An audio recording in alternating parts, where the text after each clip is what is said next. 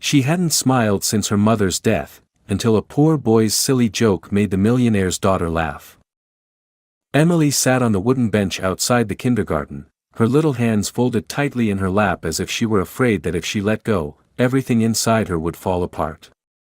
The hem of her pink dress with tiny flowers was wrinkled from how hard she clutched it, and her small shoes barely touched the ground as she swung them gently back and forth. She looked so small and fragile, like a porcelain doll that had been forgotten in the corner of a dusty room.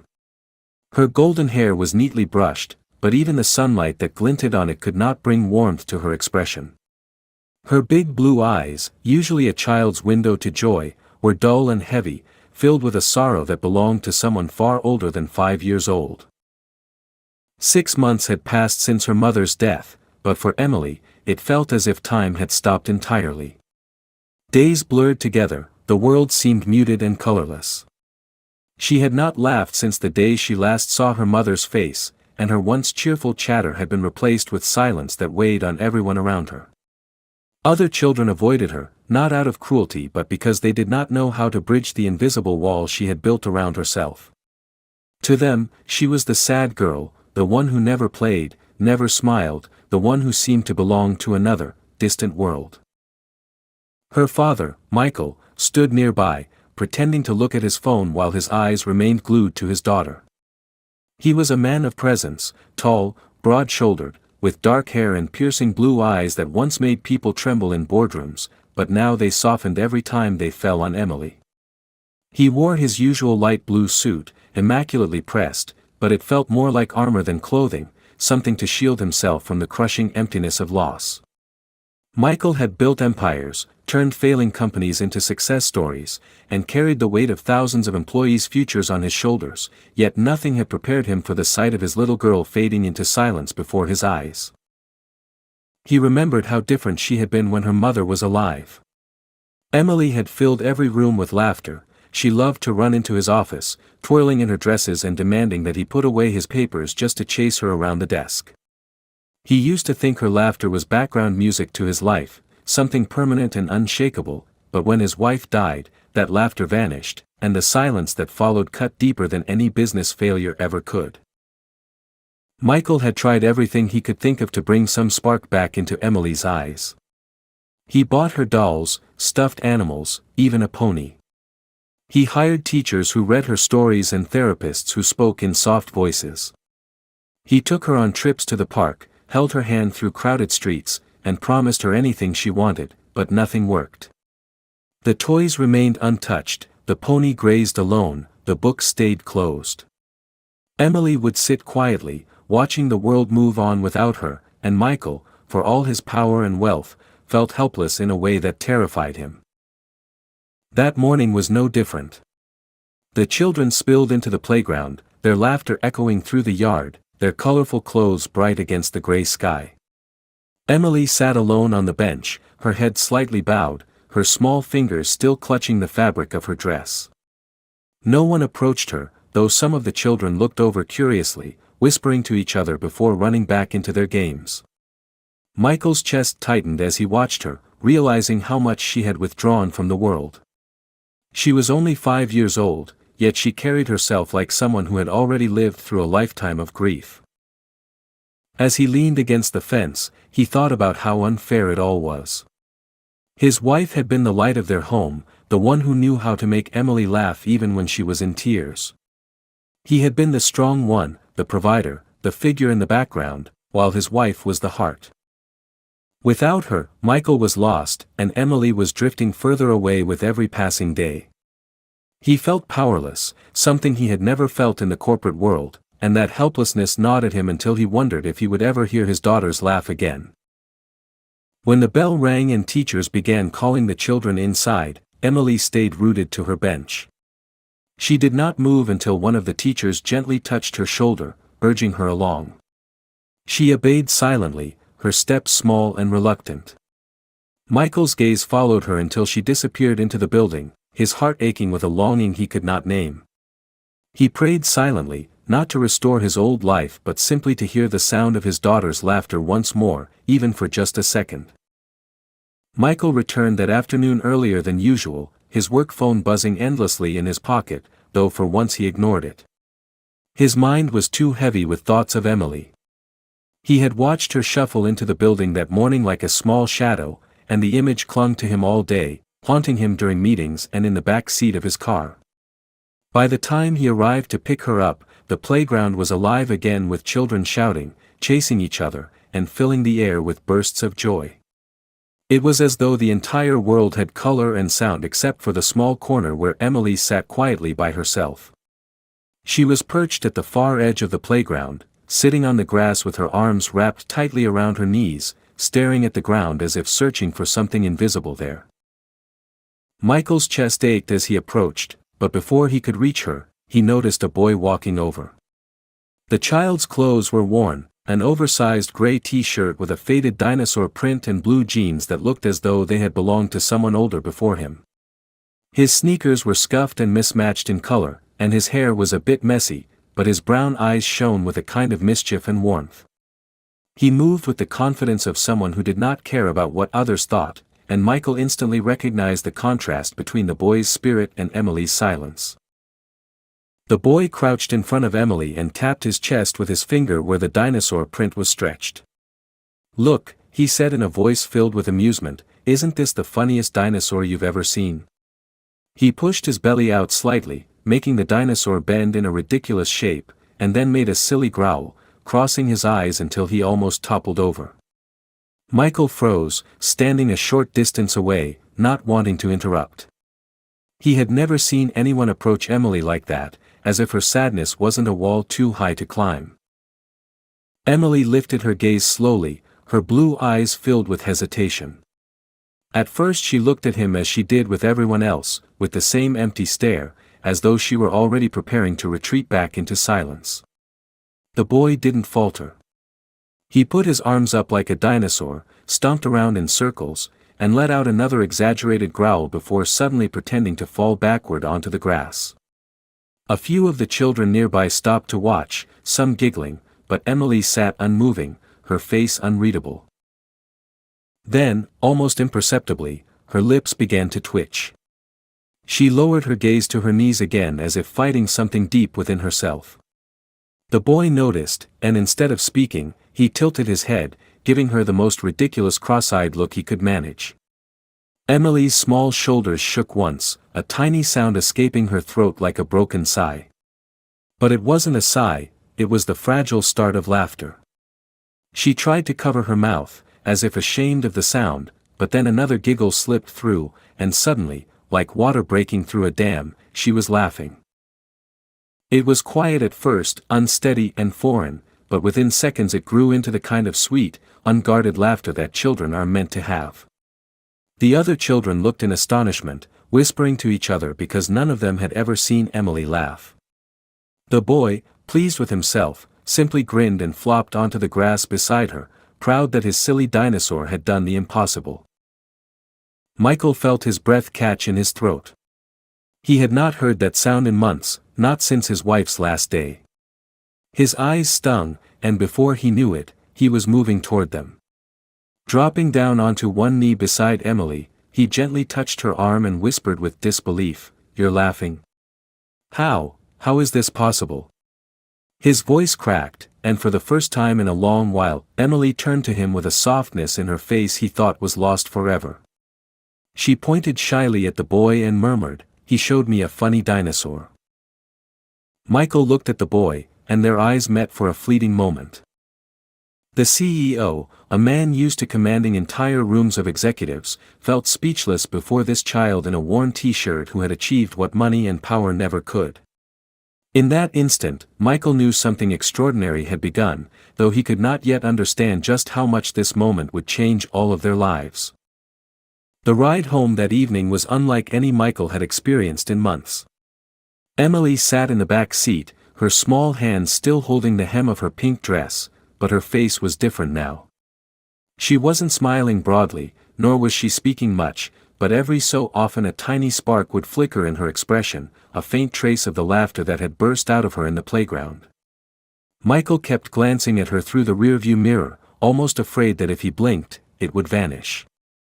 He drove more slowly than usual, wanting to prolong the moment, to let the quiet air of the car be filled with the afterglow of her laughter. For the first time in months, it didn't feel like he was driving home with a ghost of his daughter, but with a child who was still capable of joy. His mind, however, would not rest. He thought of the boy, his clothes worn and his shoes nearly falling apart, yet carrying something far greater than anything money could buy, the ability to reach his daughter's heart. The memory of Emily's laugh echoed in Michael's chest, but it was intertwined with questions. Who was the boy? Where did he come from? And how had he, in a matter of minutes, managed to do what therapists, teachers, and even Michael himself had failed at for months? When they reached home, Emily climbed out of the car and walked inside slowly, clutching her small teddy bear by the arm. Michael followed, still deep in thought, his mind replaying the boy's face over and over.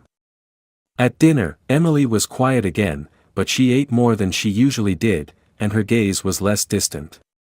Michael found himself watching her every move, searching for signs that the boy's impact had not been a fleeting miracle. After she went to bed, he stood in her doorway for a long time, watching her sleep. Her chest rose and fell in steady breaths, and though her eyes were closed, her face seemed softer, less weighed down by grief. He whispered into the silence of the room, "I heard you laugh today. Your mother would be so happy." The next morning, when he brought Emily back to the kindergarten, Michael could not stop his eyes from searching the playground. He saw the boy immediately. He was standing near the fence, balancing on one foot while holding a stick, pretending it was a sword. Other children ran past him, but he seemed content with his own little game. His gray dinosaur shirt was the same, the fabric stretched and faded, and Michael felt a pang in his chest. Here was a child with so little, yet he carried himself with a confidence that outshone everyone around him. Emily noticed him too. She hesitated, her small body leaning closer to her father as if unsure whether to approach. Michael knelt beside her and spoke softly. "Do you want to go say hi?" She looked at him with uncertainty, but then her eyes flickered back to the boy, and slowly, almost timidly, she nodded. Michael gave her a gentle squeeze on the shoulder, watching as she walked across the grass with small, careful steps. The boy looked up as Emily stopped in front of him. For a moment, they just stared at each other, as if deciding whether this was real or just some fragile accident of yesterday. Then the boy lifted the stick above his head dramatically and declared, "I am the king of the dinosaurs. But you can be the queen if you want." Emily blinked, her lips parting slightly, and though she didn't laugh, her eyes softened, the tiniest light flickering there again. She shook her head, but the corners of her mouth curved upward, just enough to make Michael's heart leap. Michael stood in the distance, overwhelmed. It was clear now that what had happened yesterday wasn't luck. This boy, with his messy hair and patched clothes, had opened a door into his daughter's locked heart.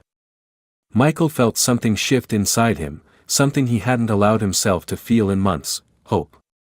He understood then that his daughter's healing wasn't going to come from doctors or toys or carefully planned distractions. It would come from something far simpler, something unexplainable. It would come from connection, from a bond born in innocence and laughter. And though Michael didn't yet know what role this boy would play in their lives, he realized that he had just witnessed the beginning of something that would change everything. Michael found it impossible to concentrate on work over the following days. Board meetings stretched on endlessly, charts and financial projections blurred together, and even the sharp voices of executives vying for his approval failed to penetrate the fog of his thoughts. He kept seeing the boy's face, the way Emily had looked at him, the cautious warmth that had returned to her eyes for the first time since her mother's death. It consumed him. He was a man accustomed to solving problems with resources, influence, or relentless effort, but this was different.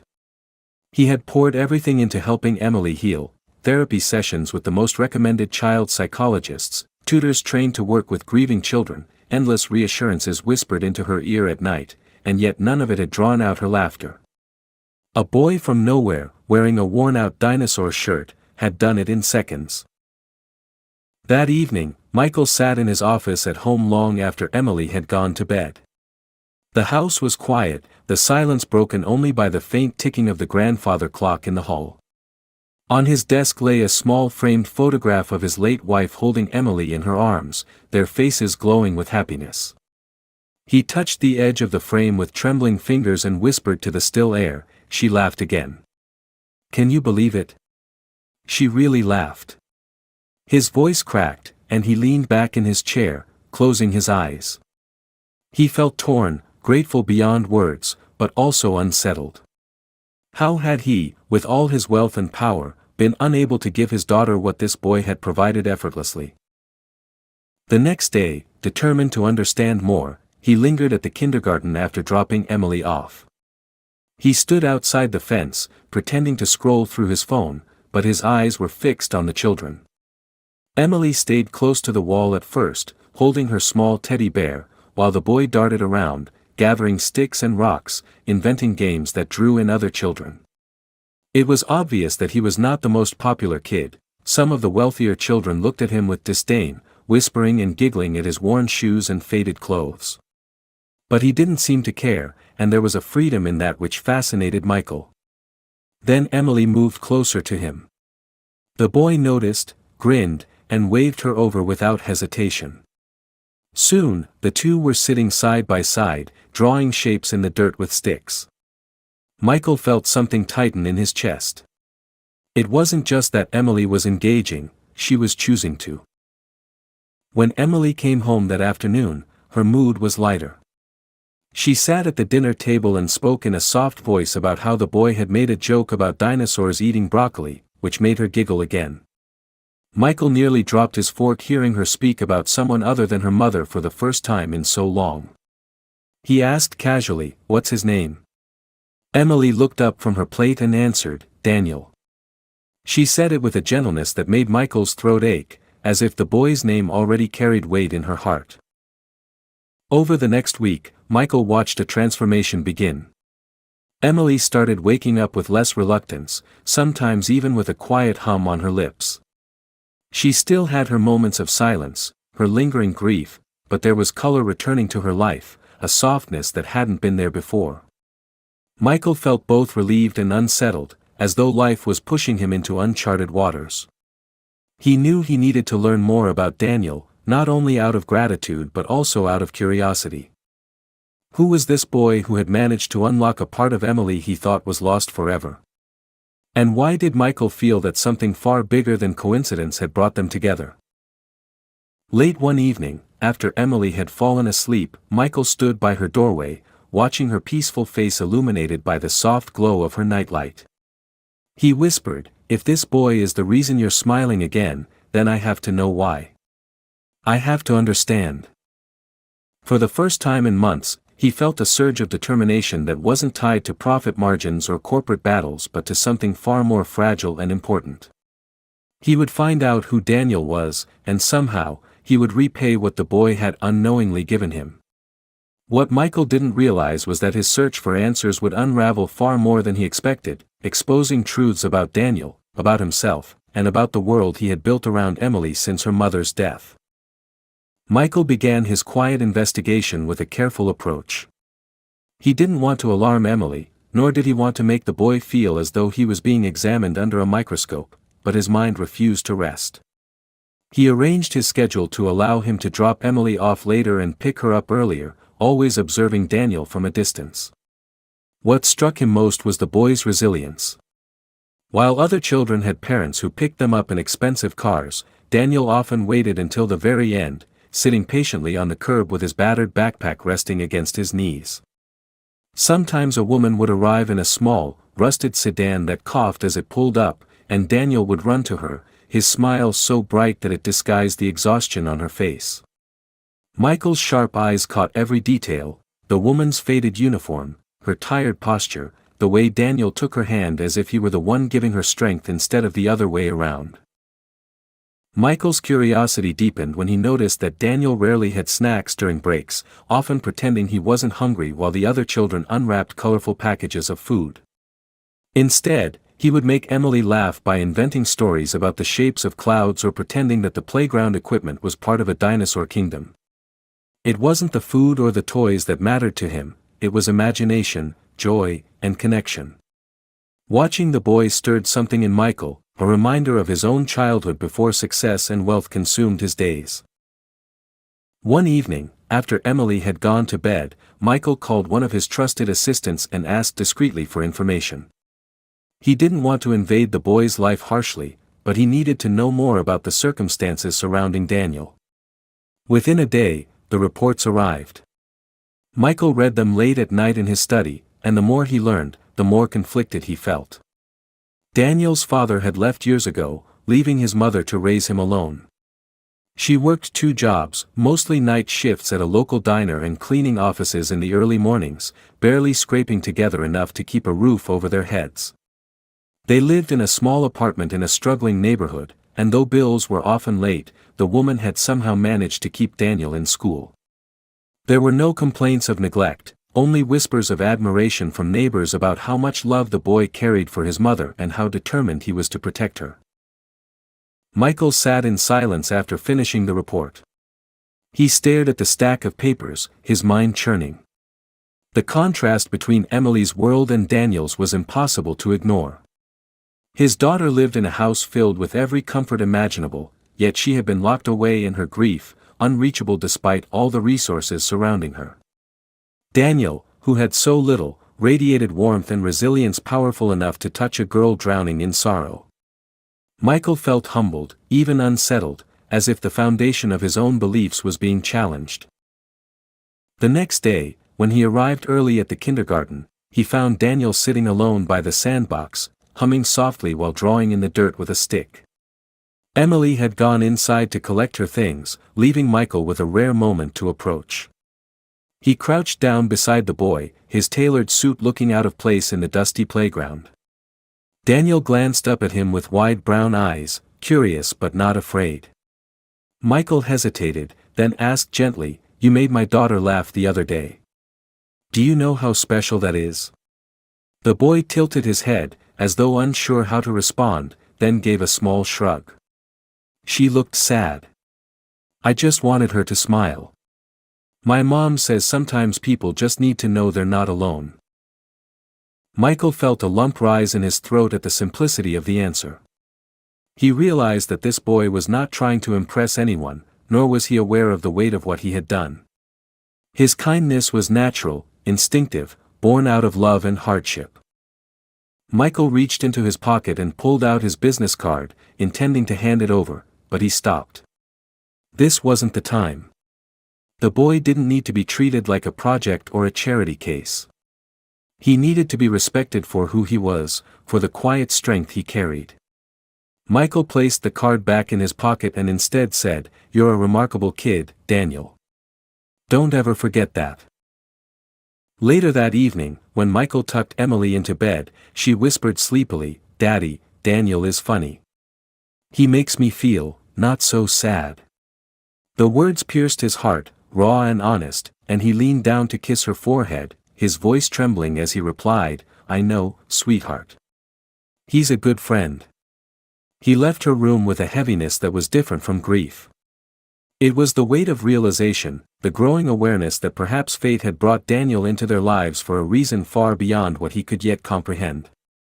For the first time, Michael began to wonder if helping Emily heal wasn't just about what he could do for her, but also about what he could learn from a little boy who had already taught her more in days than Michael had managed in months. Michael could not shake the conversation he had with Daniel out of his mind.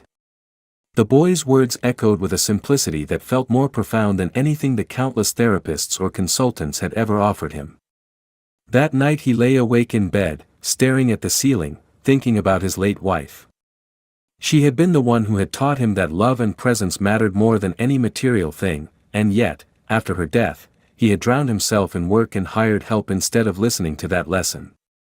Emily's sadness had become a mirror of his own, and he realized with a pang of guilt that he had been so determined to fix her pain with solutions that could be bought that he had overlooked the human connection she needed most. The following week Michael deliberately sought moments to observe Daniel more closely, not out of suspicion but from a growing sense of respect. One afternoon, after the children had finished their playtime, He watched as Daniel carefully tied the shoelaces of a younger child who was struggling and then shared his worn-out pencil with another who had broken theirs. It was never done with showiness or the need for acknowledgement. The boy simply did what was needed, as though kindness was woven into him as naturally as breathing. The sight of it stirred something raw inside Michael, an ache that reminded him of how much he wanted Emily to grow up surrounded by such selflessness. It was during pickup time one rainy day that Michael finally encountered Daniel's mother up close. The old car had broken down in the parking lot, smoke rising from under the hood as she stood in the rain trying to coax the engine back to life. Daniel was holding an umbrella over her, his small arms stretched high, shielding her while he got soaked himself. Without thinking, Michael stepped forward, his expensive shoes splashing in puddles, and offered assistance. She looked up, startled to see the CEO whose name she surely knew, and hesitated as though unsure whether to accept help. Michael knelt beside the car, his suit dampened, and worked with her until the engine coughed back to life. Daniel's mother thanked him quietly, her voice tired but kind, and Michael caught a glimpse of the same strength in her eyes that he saw in her son. That night, as he told Emily a bedtime story, Michael found himself speaking more softly, allowing pauses for her to ask questions instead of rushing through as he often did when distracted by work. She snuggled closer to him, and he realized with a shock that she hadn't done that in months. He kissed the top of her head and thought, almost with a sense of awe, that Daniel's presence was already reshaping the way he related to his daughter. It wasn't about the boy replacing anything or anyone, but about reminding both of them what it meant to be connected, to care, to laugh even in the shadow of loss. Over the coming days Michael wrestled with thoughts that were new and unsettling. He began to question whether his wealth had insulated Emily not only from hardship but also from the small, essential experiences that taught resilience and compassion. Daniel had little, yet he seemed rich in qualities that Michael feared he could never teach his daughter on his own. The idea of these two children forming a bond seemed less like coincidence and more like something he was meant to protect and nurture. Late one evening Michael returned to his office, where the photo of his wife still stood. He poured himself a glass of water, sat heavily in his chair, and whispered, "She's laughing again. And it's because of him. I don't know what to do, but I know I can't ignore it." His voice cracked, and for the first time in a long while, tears filled his eyes, not only from grief but from the overwhelming sense that perhaps life had given him and Emily an unexpected second chance through a boy who had appeared in the unlikeliest of ways. What Michael didn't realize yet was that this was only the beginning, and that the path ahead would challenge him not just as a father but as a man who would have to decide how far he was willing to go to honor the gift that Daniel had given his daughter. Michael's resolve to better understand the strange bond between Emily and Daniel deepened into action when the kindergarten announced a small spring showcase where the children would present skits, songs, and little performances for their parents. For most families it was an ordinary event, but for Michael it carried a weight far greater. He had not seen Emily on a stage since before her mother's passing, when she used to twirl in her little dresses while her mother clapped and laughed in the audience. After the tragedy, Emily had refused to participate in anything public, her shyness and grief locking her away. When Emily timidly told him that she and Daniel were planning to perform a small skit together, Michael felt his chest tighten with both fear and hope. He promised her he would be there, sitting in the front row, no matter what. The night of the showcase arrived, and the modest auditorium of the kindergarten buzzed with chatter. Parents carried cameras, flowers, and wide smiles, filling the seats until there was hardly a place left to stand. Michael arrived early, dressed in his usual tailored suit, but this time he felt out of place rather than powerful. Around him were parents in worn jackets, mothers carrying babies on their hips, and fathers with tired eyes from long shifts. He sat quietly in the front, realizing that despite his immense wealth, he had something in common with all of them: the nervous anticipation of watching his child step onto a stage. When the performance began, Michael watched as children recited rhymes and sang songs, their parents cheering loudly. Then came Emily and Daniel. Emily wore a pink dress patterned with little flowers, and for the first time in what felt like an eternity her face wasn't shadowed with sadness. She looked nervous, glancing toward Michael, and when she spotted him in the front row, she smiled, small but unmistakable. Daniel stood beside her in his simple gray shirt with the faded dinosaur print, holding a cardboard prop they had made together. They began their short skit about a lost bird finding its way home, with Emily playing the bird and Daniel the child who helped guide it.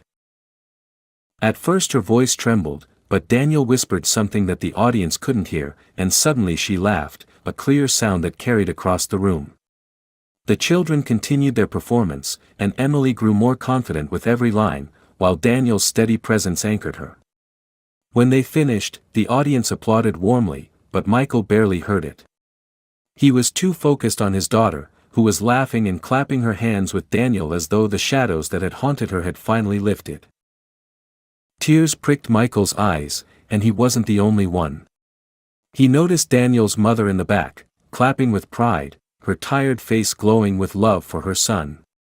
Their eyes met across the room, and for a brief moment they shared an unspoken understanding. She knew what her son had done for Emily, and he knew what her son meant to both of them.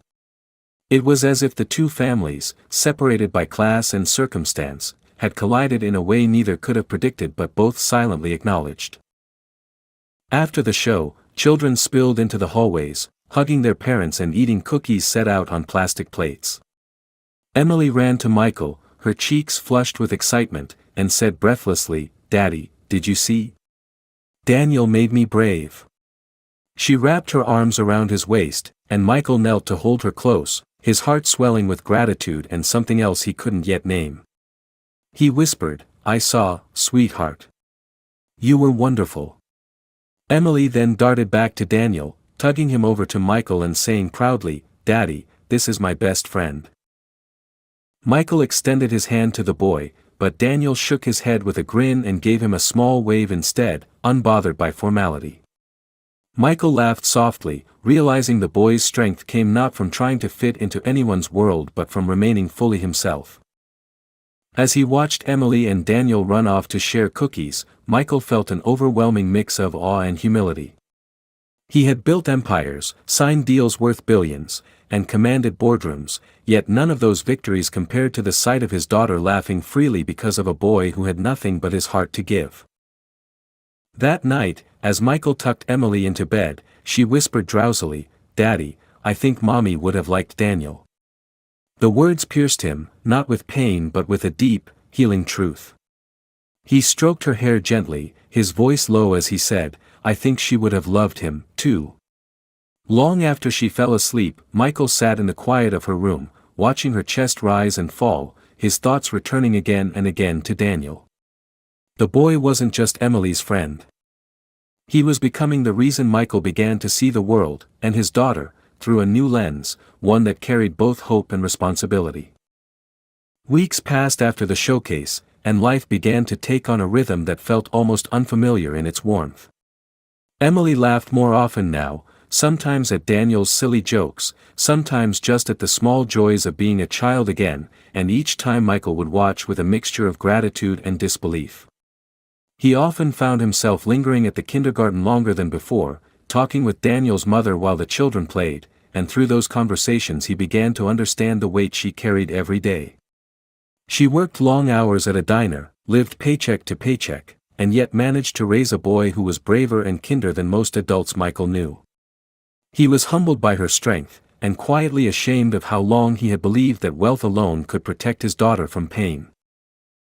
One evening, when Emily asked if Daniel could come over for dinner, Michael felt a flicker of hesitation. He had never opened his home to anyone outside his own circle, but the excitement in her eyes left no room for refusal. Daniel arrived in his worn jeans and dinosaur shirt, his mother offering a polite but uncertain smile as she dropped him off. Inside the vast mansion, Daniel walked slowly, taking in the towering ceilings, the polished floors, and the shelves filled with books and photographs. Michael expected the boy to be intimidated, but instead Daniel treated it all with the same matter-of-factness he carried everywhere, as though these walls and riches were no more extraordinary than the small apartment he lived in. It struck Michael deeply, because he realized that Daniel's strength came not from pretending to be more, but from being exactly who he was. During dinner, Emily and Daniel laughed so hard that food nearly spilled from their plates, and Michael found himself laughing along, the sound strange to his own ears after so many quiet, somber meals. For the first time since his wife's passing, the house felt alive. Later, as Emily showed Daniel her toys and books, Michael sat with Daniel's mother in the living room, and she confessed how hard it had been raising a child alone. There was no bitterness in her words, only honesty, and Michael listened with a respect he hadn't offered anyone in years. By the time she left that night, he felt something shift in his chest, an awareness that perhaps his family's healing was tied not only to Daniel but to the strength of the woman who had raised him. The turning point came unexpectedly. One afternoon Michael received a call from the kindergarten. Daniel had been bullied by older kids on the playground, and Emily had rushed to defend him. By the time Michael arrived, Emily was sitting with Daniel, her arm around him, whispering that everything would be okay. Michael watched them, pride swelling in him, but also a deep realization. His daughter, once so broken, was now capable of standing strong for someone else, because Daniel had shown her how to be brave. The boy had not just given her laughter, he had given her courage. That night Michael stood in his study, staring at a photograph of his late wife, and whispered, "He saved her. A little boy with nothing saved her. I can't ignore that." His voice cracked as he admitted the truth aloud. Emily was whole again, not because of money, not because of professionals or careful strategies, but because of friendship, love, and the kind of goodness that no wealth could ever buy. He decided then that Daniel and his mother would never be left to struggle alone again. Weeks later, Michael sat with Emily and Daniel in the garden, the spring air alive with the scent of flowers. Emily was braiding daisy chains, Daniel was laughing at how badly his kept falling apart, and Michael simply watched, his heart fuller than it had been in years. When Daniel's mother arrived, tired from work, Michael surprised her with an offer. He told her that he wanted to ensure Daniel had every opportunity in life, schooling, security, and a future without constant struggle. She protested at first, proud and unwilling to accept charity, but Michael explained that it wasn't charity. It was gratitude, it was recognition, it was the only way he could honor what her son had given to his daughter. Slowly, with tears in her eyes, she nodded. As the sun set and the children played, Michael realized that his family was no longer just him and Emily. It was Emily, Daniel, and the woman who had raised him with so much quiet courage. It was a patchwork family stitched together by grief and laughter, by loss and renewal, by the extraordinary gift of a little boy's kindness. For the first time since his wife's death, Michael felt not only hope but peace. He understood now that happiness didn't mean erasing pain, but finding love and light even in its shadow. And with Daniel's laughter echoing across the garden and Emily smiling freely once more, Michael knew their lives had been forever changed.